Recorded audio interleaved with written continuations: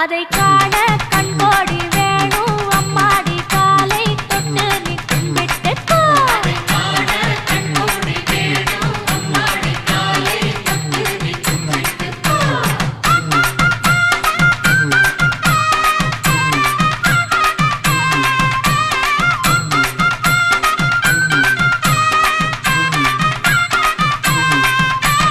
மருதமலை முருகனுக்கு திருநீர் காவடி சக்கர காவடி புஷ்ப காவடி ஆடுங்கோ. அதை